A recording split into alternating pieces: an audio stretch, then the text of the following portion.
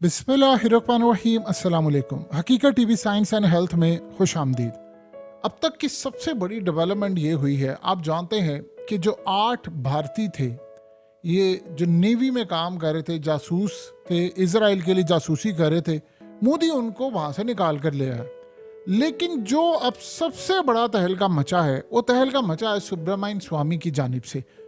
उस शख्स ने, ये बीजेपी के असल में स्पोक्स पर्सन रह चुके हैं, राज्यसभा के मेंबर थे और बड़े पैमाने पर इन्होंने काम किया है, यानी हर लेवल पर इनकी आवाज़ उठी है। बीजेपी से इनकी दूरियां हो चुकी हैं। इन्होंने एक ऐसा इंकशाफ किया है कि असल कहानी उसके पीछे जब आप समझेंगे तो आपके रोंगटे खड़े हो जाएंगे।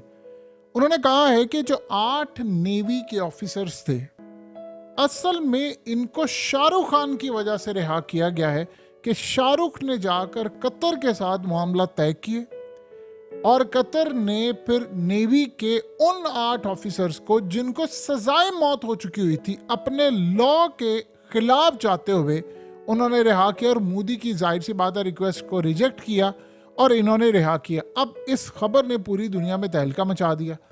देखिए, शाहरुख के बारे में जब ये खबर आई तो शाहरुख की जो मैनेजर है पूजा ददलानी, उन्होंने आकर ये कहा कि ये खबर झूठ है, इसको हुकूमत लेकर आई है। जाहिर सी बात है शाहरुख कभी भी नहीं चाहेंगे कि वो ये बात और मामला सामने आए। उन्होंने आकर इस खबर को डिनाई किया। देखिए, एक बात याद रखिएगा, स्टेट के जो अफेयर्स होते हैं उनमें कोई भी मुदाखलत करता है या किसी से काम लिया जाता है तो कभी ज़िंदगी में उनका नाम ना जाहिर करने की बुनियाद पर होता है। अब कतर भी कभी भी नहीं चाहेगा कि शाहरुख का नाम सामने आए, ना शाहरुख चाहेगा, ना जाहिर सी बात है मोदी सरकार चाहेगी, क्योंकि इस वक्त सारे का सारा क्रेडिट तो मोदी ले रहा है और इसमें तो कोई दो राय नहीं है कि वो अपने बंदे निकाल कर मौत के मुंह से ले आए। उसने दुनिया को पैगाम दिया है कि आप जो मर्जी करें, मैं आपके पीछे खड़ा हूं। लेकिन बड़ी डेवलपमेंट ये है कि शाहरुख का इसमें क्या रोल हो सकता है। देखिए, एक बात ज़हन में रखिएगा, अगर वो लेकर आए या ना लेकर आए, हर सूरत में शाहरुख ने इस बात को डिनाई करना था। अब सवाल ये पैदा होता है कि सुब्रमण्यम स्वामी, उसको ज़रूरत क्या पड़ी हुई है इतना, यानी क्रेडिबल इंसान, कि वो उठकर शाहरुख का नाम ले। उसने अक्षय कुमार का नाम नहीं लिया, शाहरुख का नाम क्यों लिया गया? देखिए, शाहरुख की जो इस वक्त वैल्यू है, आप उसका एक छोटी सी बात से अंदाज़ा लगा सकते हैं कि शाहरुख का रोल क्या था। 1999 में मुशर्रफ ने नवाज शरीफ का तख्ता उल्टा और नवाज शरीफ उस वक्त चला गया जेल में, और जब वो जेल में चला गया तो परवेज मुशर्रफ उस वक्त किसी की नहीं सुन रहा था। इवन के सऊदीज ने उस वक्त प्रेशर डाला तो वो नहीं सुन रहा था। हुसैन नवाज ने उस वक्त रब्ता किया धीरू भाई अंबानी से। ये असल में अंबानी खानदान के अहम तरीन लोग हैं, उनसे रब्ता किया। उन्होंने असल में बिल क्लिंटन को, उस वक्त के जो प्रेसिडेंट थे, उनको कहा, उनका बड़ा असर से, जितने बड़े बड़े बिजनेसमैन होते हैं इनकी डायरेक्ट रसाई होती है, वजीर आजम, सदूर और ये तमाम तक, उन्होंने उनको कहा। उन्होंने आगे सऊदीस को जब कहा और फिर उसके बाद सऊदिया ने डायरेक्टली फिर मुशर्रफ को कहा। पहले उन्होंने सऊदिया से रब्ता किया और सऊदिया ने हल्का फुल्का कहा कि आप इस पर नज़रसानी करें। उसके बाद जब डायरेक्टली आया तो सऊदिया ने कह दिया कि नहीं, बस अब इसको निकाल कर लेकर आना हर सूरत। तो आप यहाँ से अंदाज़ा करें कि आज तक ना तो अंबानी ने कभी इस बात को तस्लीम किया, ना हुसैन नवाज ने, ना बिल क्लिंटन ने, ना सऊदीस ने। उन्होंने कहा जी हमारे मामला तय हो, बस एक एग्रीमेंट हुआ। फिर उसके बाद मुशर्रफ ने एक एग्रीमेंट किया और उसके तहत लेकर के। अब आप सोचिए ज़रा, इसमें डायरेक्टली कौन इन्वॉल्व था? एक बड़ा बिजनेसमैन था जिसके स्टेक्स क्या हैं। आज अंबानी खानदान पूरा, यानी मोदी सरकार को वो चलाते हैं। अब सबसे बड़ा मामला ये है कि शाहरुख को चूज क्यों किया गया। देखिए, बॉलीवुड इंडस्ट्री आज से 2-3 साल पहले तक जमीन बोस हो चुकी थी, स्टिल अभी तक जमीन बोस है काफी हद तक। लेकिन इस इंडस्ट्री को अगर किसी ने बचाया है, बिलियंस ऑफ डॉलर्स की इंडस्ट्री है, तो वो शाहरुख ने बचाया है। शाहरुख ने आकर पठान फिल्म दी, उसने 1000 करोड़ से ज्यादा का बिजनेस किया। फिर शाहरुख ने आकर हालिया जो इतना बड़ा कारनामा अंजाम दिया, जवान फिल्म थी, फिर उसने काम ये किया। फिर उसके बाद अभी डंकी आई। डंकी ने इतना बड़ा बिजनेस नहीं किया, लेकिन 400-500 करोड़ वो क्रॉस कर जाती हैं। फिर उसके बाद वो भी हिट थी, लेकिन जिस तरह ब्लॉकबस्टर थी वो नहीं रही। अब डंकी मूवी शूट हुई है, आप सोचिए, नियम सिटी में। नियम सिटी में मोहम्मद बिन सलमान ने स्पेशली शाहरुख को रिक्वेस्ट की थी कि आपने इस फिल्म को यहाँ पर शूट करना है। तो एक हिस्सा जो था वो लोकेशन देख रहे थे, उनको जब पता चला वो इनवाइट कर रहे थे बॉलीवुड को, आप अपनी फिल्मों को यहाँ पर आकर करें। उन्हें स्पेशली शाहरुख को बुलाया, शाहरुख ने वहां पर गए, राजकुमार हिरानी ने फिल्म का एक हिस्सा वहां पर शूट किया। अब आप जरा अंदाजा करें कि जब मोहम्मद बिन सलमान जैसा शख्स इतना बड़ा खुद जाकर किसी बॉलीवुड के अदाकार को कह रहा है, तो आप उसका लेवल का अंदाजा लगा सकते हैं। आप सोचिए, शाहरुख को अगर MBS आकर ये कह रहा है कि भाई आप ये काम करें, तो इसका ये मतलब है कि वो जब रिक्वेस्ट कर रहे हैं तो लेवल क्या होगा फिर इनका। अब उस चक्कर में सारी दुनिया ने नियम सिटी भी देख ली। यहां से आप अंदाजा कर लें कि शाहरुख का लेवल क्या है। अब कतर के जो अमीर हैं उनके बारे में कहा कि उन्होंने शाहरुख से बातचीत की, यानी शाहरुख को असल में मीडिएशन के लिए भेजा। देखिए, कतर असल में मोदी से खुश नहीं था, ये बात सारी दुनिया को पता है, जो इन्होंने अल जजीरा के साथ वहां पर किया, क्योंकि कतर ने कहा था कि भाई हम यहाँ पर मदाखलत करना चाहते हैं आपके और पाकिस्तान के कश्मीर के मामले पर। उसे मोदी ने बड़ा दो टोक अंदाज में जवाब दिया। उसने कहा ये बात ज़हन में रखिएगा, ये जो आप मदाखलत का कह रहे हैं, कश्मीर हमारा है, हमने गिलगित बल्तिस्तान भी लेना है और हमने वो भी लेना है, यानी आप सोच लें कि आज़ाद कश्मीर से लेकर बाकी इलाका भी लेना, तो आप पीछे हट जाएं, ये आपका मामला नहीं है। उसे कतर को ये बात बुरी लगी थी, क्योंकि उन्होंने अफगान तालिबान की डील करवाई, तो उनको ये बात अच्छी नहीं लगी, तो उन्होंने कहा कि ये मामला तो ठीक नहीं है। अब फिर अल जजीरा ने जब रिपोर्टिंग करना शुरू की कश्मीर के मामले पर, तो उन्होंने एक हद से आगे जाकर, जैसे अभी इसराइल के मामले के ऊपर अल जजीरा ने रिपोर्टिंग की, स्टिल की, तो आप ये देखेंगे इसराइल को गुस्सा कितना चढ़ा। उन्होंने तो कतर को यहां तक कहा था कि कतर असल में जिम्मेदार है, और उन्होंने कहा था, धमकी दी थी कि कतर ऑफिस बंद कर दे हमास का, तो उन्होंने कहा नहीं, हम अगर बंद कर दिए तो उनसे बातचीत का मामला खत्म हो जाएगा, लिहाजा ये काम नहीं हो सकता। अब भी कतर डील के लिए तैयारी कर रहा है, मामला कर रहा है, लेकिन वो हो नहीं पा रहे बहरहाल। लेकिन कतर का असर और रसूख है। अब कतर जाना चाहता है मेडिएशन के लिए। देखिए, अरब कंट्री जो है, यहाँ पर शाहरुख का इतना डंका बजता है, इतना डंका बजता है कि दुनिया में, पूरे वर्ल्ड के अंदर, पैसे वाइज नहीं है, दुनिया में सबसे ज्यादा अगर कोई पॉपुलर एक्टर है तो वो शाहरुख है। देखिए, खाली इंडिया की 1.5 अरब के करीब आबादी है। पूरी दुनिया में सबसे ज्यादा अगर किसी को जाना जाता है, जहां पर यानी कोई ऐसी कंट्री जो है वो इंडिया को शायद ना जानती हो, शाहरुख की वजह से जानती। इस शख्स का इतना डंका बजता है कि दुनिया के किसी कोने में भी शायद इससे ज्यादा डंका नहीं बजता। और आप जानते हैं कि जो केस आया था आर्यन खान का, उसके पीछे मोदी सरकार का क्या हाथ था। फिर वो सारे का नवाब मलिक ने उस केस को उठाया, कैसे वो अपने बेटे को बचाकर लेकर आए कितनी मुश्किल से, और उसके बदला लिया था असल में अवाम ने। और वो पठान मूवी जो थी, क्या था उसमें, कुछ भी नहीं था, स्टोरी नाम की चीज नहीं थी। और आदित्य चोपड़ा की पहली 4 फिल्में फ्लॉप हो चुकी हुई थी, यानी आप अंदाजा करें उसको वैसे ही 1000 करोड़ के करीब का लॉस था, इतना ज्यादा, क्योंकि डिस्ट्रीब्यूटर को देना, फिल्म करना, उसके बावजूद 1000 करोड़ से ज्यादा का बिजनेस कर दिया। फिर इसी तरह जवान फिल्म ने कर दिया।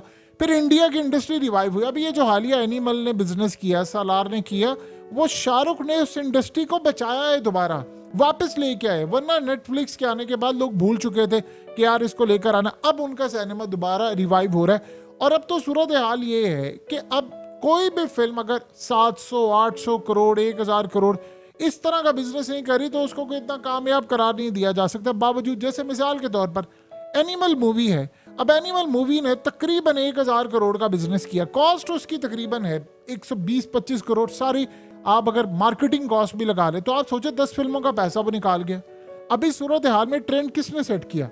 ये ट्रेंड दोबारा अगर शाहरुख ने किया, तो शाहरुख का जो पैसा आता है फिल्मों का, वो अरब कंट्री से बहुत ज्यादा आता है, इंडियंस बहुत ज्यादा। अब कतर में आप देख लें तो 18 लाख के करीब इंडियंस वहां पर रहते हैं।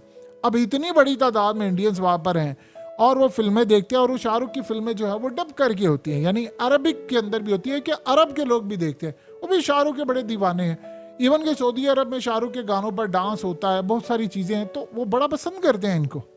अब शाहरुख का लेवल ये है कि उसने मेडिएशन का रोल प्ले किया जहां पर मोदी फेल हो गया। अब जाहिर सी बात है, कतर ने जो उसके बदले बहुत सारी चीजें ली हैं। उन्होंने कॉन्ट्रैक्ट किए मोदी के साथ, गैस का 2048 तक का कॉन्ट्रैक्ट किया, और बहुत सारी चीजें कि आप सोचे इस लेवल का उस बंदे का सुर और सूख है कि वो वहां से निकाल कर लेकर आए। बहुत सारे मामला जो होते हैं जहां पर ये फंस जाते हैं, वहां पर फिर दूसरे लोग काम आते हैं। हत्या कि कई दफा बिजनेसमैन आते हैं। पाकिस्तान की मिसाल ले ले, सेठ आबिद की। अब सारी दुनिया में कभी सेठ आबिद ने इस बात को एडमिट किया कि जब पाकिस्तान का एटमी प्रोग्राम था तो उसमें उसने क्या मदद की डॉक्टर अब्दुल कदीर को, यानी दुनिया की नज़र में वो एक स्मगलर है, लेकिन उसने क्या कुछ नहीं लाकर दिया पाकिस्तान के एटमी प्रोग्राम के लिए, लेकिन उसने कभी नहीं कहा। स्टोरीज बनती हैं, छपती हैं, उसको बुरा ही सरकार की नज़र में, दुनिया की नज़र में रखा जाता है। उसके लिए कोई ऐसी चीज नहीं है। लेकिन आज भी वो जाना जाता है कि ये एक बहुत बड़ा स्मगलर है, लेकिन उसने बहुत सारे मामला, किसी तरह बहुत सारे लोग जो आपको नजर आते हैं फिल्मी अदाकार है, इनके बड़े असर और रसूख होते हैं और वो आगे तक जाते हैं, मामला तय करते हैं। अब शाहरुख का जो रोल प्ले है, सोचिए जहां पर इंडिया, अजीत डोवल गया वहां पर, वो मामला तो उसने तय करने की कोशिश की, नहीं हो पाया। मोदी सरकार ने अपनी पूरी कोशिश की, क्योंकि अगर इनको फांसी हो जाती तो ये मोदी के लिए इतना बड़ा सेटबैक था और इतना बड़ा सेटबैक लग सकता था कि उसके बाद बिल्कुल कुलभूषण यादव के लिए भी मामला खराब, यानी वो कर ही नहीं सकते। और एक बात याद रखिएगा, कतर का जो मामला है उसका जो इन्फ्लुएंस है वो पूरे खित्ते में इतना ज्यादा, उन्होंने वर्ल्ड कप करवा लिया था। यानी मिडिल ईस्ट के अंदर कभी वर्ल्ड कप कुछ सोच सकता है? अब मोहम्मद बिन सलमान कोशिश करेंगे वर्ल्ड कप आए, तो आप ये सोचिएगा कि अगर उन्होंने काम किया तो उनका खुद का असर रसूख है। लेकिन बीच में अगर एक बंदे ने किरदार अदा किया है, रिलीज करवाया है, गारंटी दी है, सारा कुछ दिया है, तो ये सारे का सारा मामला उनको समझ आती है। केस उन्होंने भी वहां पर देखा है। अब शाहरुख जैसा जब कोई बंदा आता है जिसका इन्फ्लुएंस इतना ज्यादा है, तो वो इनकार नहीं कर सकते। असल में जो रॉयल फैमिली है ये गल्फ कंट्रीज की, वो जितना रिगार्ड शाहरुख का करते हैं आप उसका अंदाजा भी नहीं लगा सकते। सोचिए अब शाहरुख ने लेट से हो सकता है उससे कतर से डायरेक्टली उनके अमीर से या किसी से बात ना की हो, क्योंकि कतर ने अभी इस बात को कोई बात नहीं इस पर की, ना डिनाई किया है, ना तरदीद की है, ना तस्दीक की है, ना उसके बारे में उसको इंडोर्स किया है, ना इनकार किया है। अब जाहिर सी बात है जब मोहम्मद बिन सलमान हो, देखिए एक बात ये मेरे की, यूएई के अंदर जब गोल्डन वीजा शुरू हुआ था तो सबसे पहले शाहरुख को दिया गया था। शाहरुख को दिया गया था इसलिए दिया गया कि उसके बाद रिवाइव हो जाए कि देखो ये अदाकार है, ये फलाना, तो उसके बाद से लड़ी आगे चलती है। तो ये जितना भी बॉलीवुड का है, इनका दुबई, यूएई, सऊदी अरब, मिडिल ईस्ट, तमाम जगहों पर जो असर और रसूख है सरकार के अंदर है, यानी उनके जो हुक्मरान है उनके साथ जाती दोस्ती है उनकी। ये बात समझिएगा, क्योंकि इनकी जरूरत उनको पड़ती रहती है। उन्होंने कोई प्रोजेक्ट होता है उसको, यानी उसकी पजीराई करवानी होती है, उसकी प्रमोशन करवानी होती है, तो उनको पता है कि दुनिया में सबसे ज्यादा आबादी है भारतीयों की। अगर भारत से ट्रेंड उठेगा तो फिर पूरी दुनिया उसको पिक कर लेगी। अब ये जो दौर चल रहा है वो इंडिया का है। इस सारी दुनिया को पता है कि इंडिया इसको डोमिनेट कर रहा है पूरी दुनिया के अंदर, मईशत उनकी आगे जा रही है, हर लिहाज से उन्होंने पूरी दुनिया को ग्रिप किया हुआ है। तो इसलिए इन लोगों की उनको बड़ी अच्छी जरूरत पड़ती है प्रमोशन के लिए। अब आप देखिए कि दुबई को, विजिट दुबई जो प्रोजेक्ट था उसमें भी शाहरुख को लिया, फिर उसके बाद सऊदी अरब की प्रमोशन के लिए भी मोहम्मद बिन सलमान की जाती तजवीज़ की शाहरुख को लिया जाए, फिर उन्होंने मेसी को भी लिया। तो करते करते ये सारे जितने बड़े लोग होते हैं उन्होंने अपने प्रोजेक्ट्स के लिए इन लोगों से राब्ता करना आता है, और ये स्पेशली उनके जो अमीर होते हैं या जो इनके हुक्मरान होते हैं वो रिकमेंड करते हैं।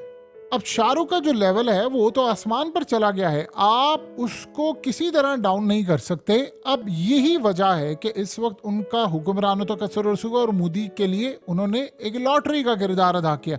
अब जाहिर सी बात है जब एक दफा एहसान चढ़ जाए, इसका देखिए क्रेडिट किसने लेना था? इसका क्रेडिट जाहिर सी बात है मोदी सरकार ने लेना था।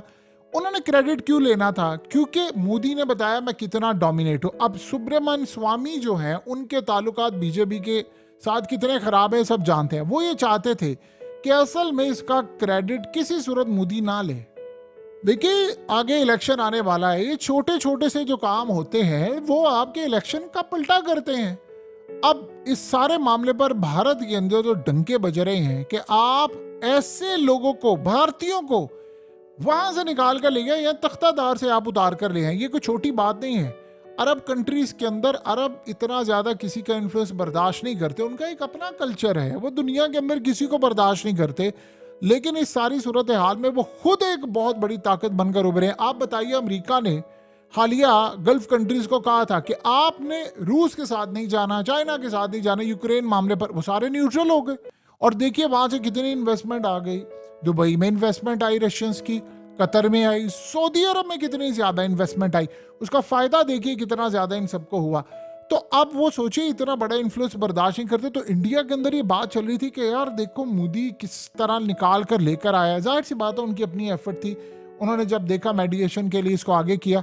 ये बात असल में जब इनको पहुंची कोई करना नहीं चाहता था, स्वामी ने ये बात जब कर दी है तो जाहिर सी बात है अब शाहरुख को कहा गया सरकार की जानिब से कि आप फौरी तौर पर इसको डिनाई करें। उन्होंने सारी, यानी ये इसको डिनाइल मोड में जाते हुए उसका सारा क्रेडिट सरकार को दे दिया।